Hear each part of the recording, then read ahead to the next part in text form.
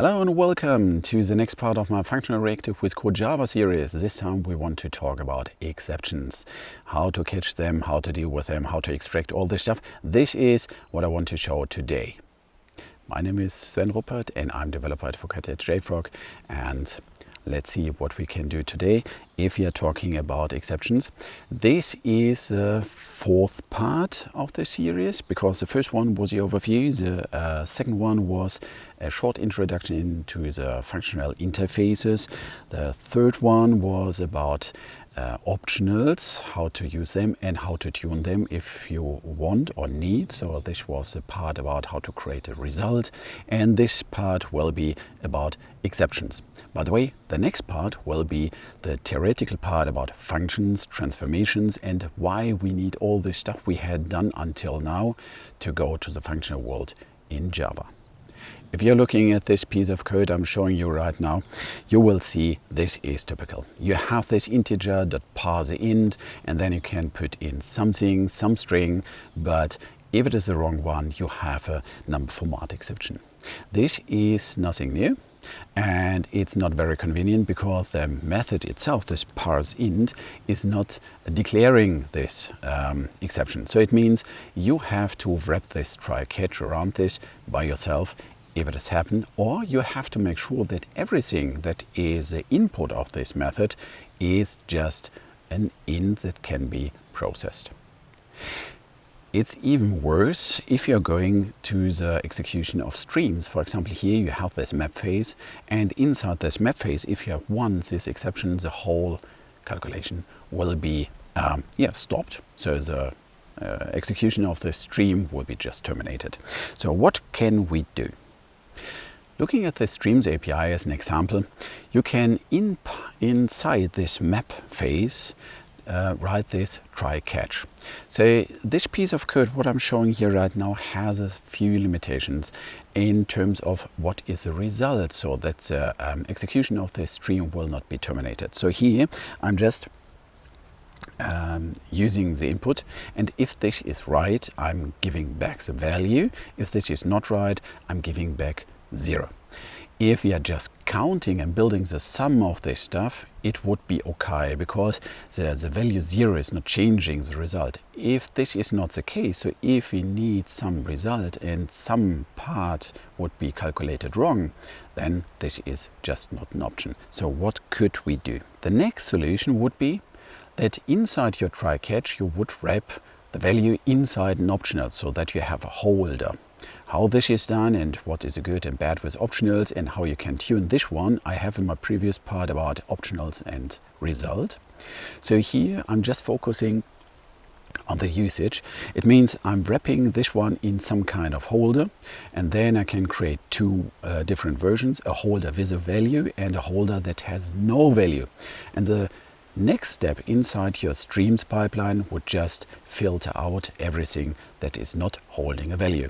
This could be an example, or this could be a way to go, but if you're doing this again and again, the stream would look just ugly. So how could we extract this try and catch and this wrapping into a holder to get rid of this boilerplate code? This is a good question, and this is what I want to show you right now. Assume we would have something like a checked function. This checked function would transform a value into a holder of type of this type. It means not from A to B, it would transform from A to optional of B or result of B. Inside this functional interface, we can declare the original one, the apply method with this try catch, and then we declare just a second method without the default implementation, and this could have the signature that allows you to throw an exception. But how it looks like? So here you could just use inside your map phase this checked function, and you can write it quite compact. You have just this type definition. But if you are looking at this implementation, it would be like this checked function is a function from T to result of R. Then the apply method would get a default implementation. Here you can push in your try catch, what you would write everywhere else, and then inside you're wrapping into a holder. Here I'm using the result. For me it's more convenient because I have a better control about the API. And one thing is, if you're using an optional here, you would lose the information about the exception itself. If you could have different types of exception, you should how to get this information in the next following step. If you're using a result that is able to collect this information and take this information to the next step, you could process this one as well. So I'm using the result. If it is okay, then it's a success. If it is bad, it would be a failure with a corresponding message. To have a functional interface again, you just have to declare now a function. This time I'm calling it apply with exception. And the trick here is just that this one can throw an exception. So up from this time, you don't have to declare this stuff by yourself. You just have to use this type of function. And the good thing is, if it is not allowed to use this one in different parts of the program, you can just reduce everything again to function from T to optional of result. That's it. If you have done this one, you have done a lot more things already. Think about what is a consumer. A consumer is a function that will get a value and will give you back void. So no return type, it's just consuming. This means you have a function from type T to void. And this you can do with checked exceptions again. So it means if you have a checked function and typing it from T to void, you have immediately a checked consumer of type T. The next one is an executor. An executor is a function with no input and no output. So you would have a function from void to result of void. If you're using the checked functions, then you have just here exactly this one, a checked function from void to void. Then you have a checked executor.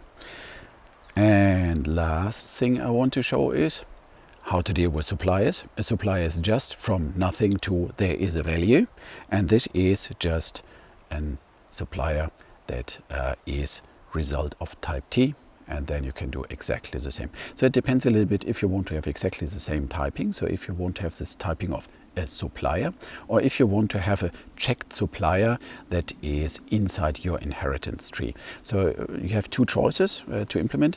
Here I showed this to be in the inheritance path of the original supplier, and then you have to write this try catch once again. Otherwise, if you don't care about this one, then you can just go with checked functions.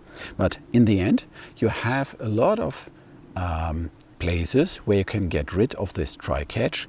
You have always the same behavior that is wrapping to some kind. It's dealing with this exception message and so on and so on. With this, you have the possibility to reduce a lot of bugs, or get rid of a lot of bugs. So what have we done? We checked how to get rid of this repetitive task of this try catch. We saw that it makes sense to wrap it into a holder. We saw that limitation of an optional again, that you can't hold the information why something was not running well. So again, check my talk about or this part of the series about optional and result. Maybe this is something for you. And in the end, we saw that just declaring one function that is checked will give you the possibility to do the same pattern with a lot of functional interfaces you have already inside the JDK. So that's so far. If you like this, I would appreciate a thumbs up as well as subscribing my channel. If you have a German speaking colleague, just give them the German version of my talk. You will see, I think, the link below. Otherwise, yeah, I think I write it down there. The next part will be about the basics of the functional programming. So all these parts we had so far, why we need it for functional, what is good with a functional approach, and how to achieve this one, and how to deal with transformations. This is the next part. And yeah, if you want to be informed about places where I'm talking at conferences or giving free webinars, and about my other videos, just subscribe my mailing list. And so far I can just say, try it out, have fun, and see you in the next part.